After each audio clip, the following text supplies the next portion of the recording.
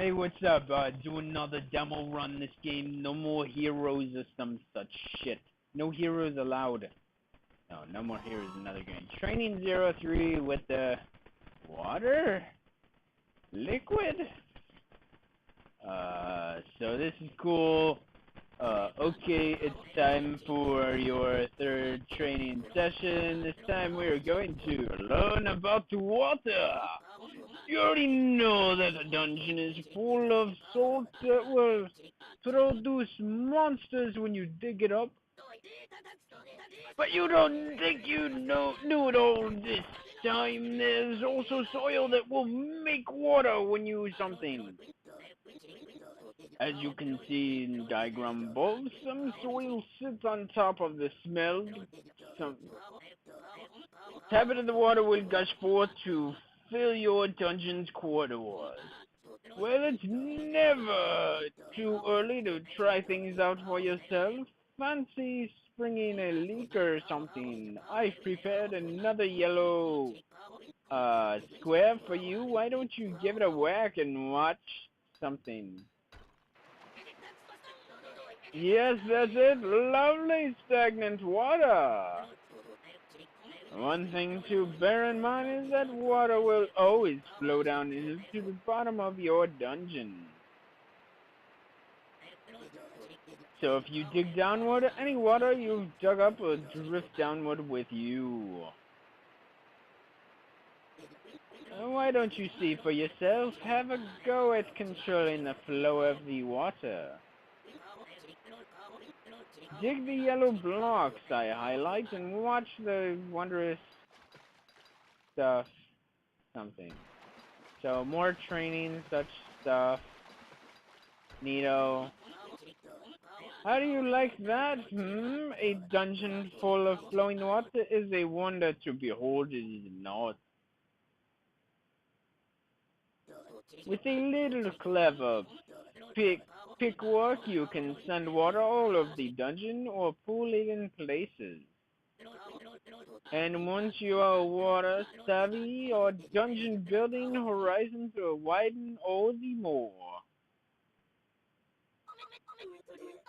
Because water provides a magical, primordial, life-giving something for organisms to grow in. That's right, the nutrients dissolved in water can spontaneously give rise to all new aquatic life forms. Ta-da, I give you the water-based beauties built to complement their land-based brethren perfectly. They're new and indispensable aid in ridding your dungeon of nuisance pests such as heroes. Let's give you a demonstration of the power of aquatic life. Excavate the yellow blocks so that the water flows downward through the dungeon. And marvel at the hitherto unseen life forms. Something. Neato. Well, oh, just look at it. Isn't it adorable? That, my lord, is a load of lovely mold. Well, and mold forms the basis of all aquatic life. Great. So, through tiny acorns, mold springs up when water meets nutrient-rich soil, but it doesn't appear instantly, of course. The water needs to stop and stagnate for a while to absorb nutrients from soil. Lovely stagnation. As you can see from the diagram, mold grows as it absorbs nutrients. And once it has absorbed enough, it transforms into a water lily shoot and dives on in. Let's watch the heartwarming moment when the mobile mold makes the leap to maturity, shall we? Oh my. It's like such a big deal that it happened, I guess. Wow. Bon voyage, my little friend. Oh, and that's what happens when mold matures. Gets me every time. And when that dear little fellow has soaked up enough nutrients himself to grow into a water lily bud. Tap a water lily bud with your pickaxe and a monster the likes of which you've never seen will emerge. Let's continue our observations, shall we? Okay. And, and an aquanid is born marvelous. Tapping water lily buds like this is how aquatic monsters are spawned. Alright, and there's more than one type of mold too, leading to more possible monsters. Yay. Soil with a plentiful supply of mana will produce mana mold, as you may have guessed. Yay. And mana mold grows into mana lily shoots, which grow into mana lily buds. Alright. And both types of bud like to float around, soaking up nutrients and mana from thy water. The monsters born from buds depend on the type of the size of the bud, so to summarize, aquatic organisms can be spun through careful water manipulation and mold management. Now on today's test, stop groaning. All I need you to do is make me some aquanids. Just use the principles of water movement to guide your water to some nutrient-rich soil. If you get it right, you'll be able to sit there doing nothing until these water lily buds bloom. Yay! Awesome. Stuff, I guess. What was that about?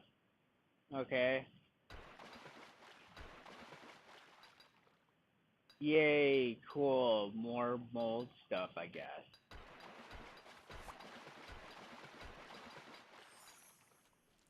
Ooh.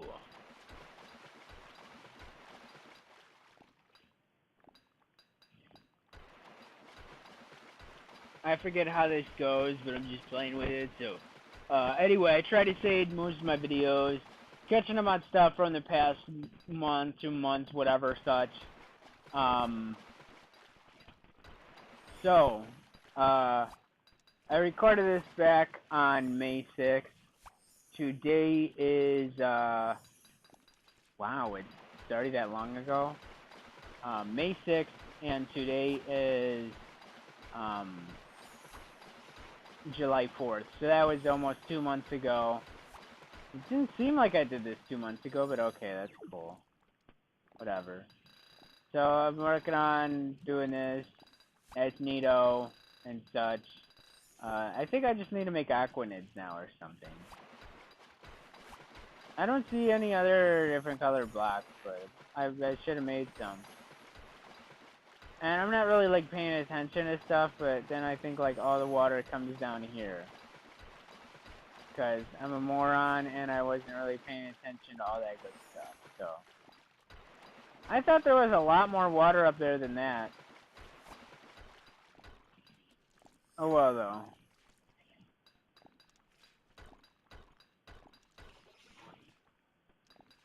So, just making the aquanids or something. I could have got that all done sooner.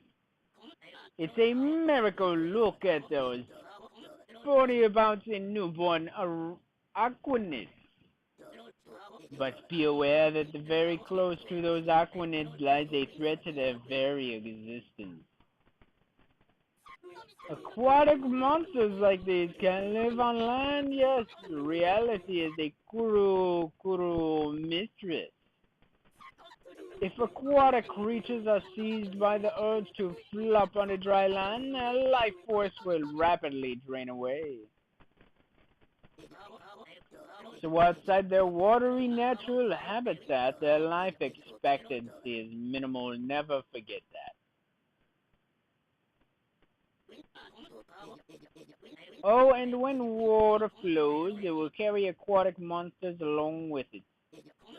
Utilize this wisely, and you can repel heroes with a flood of lovely stagnant monster-filled water.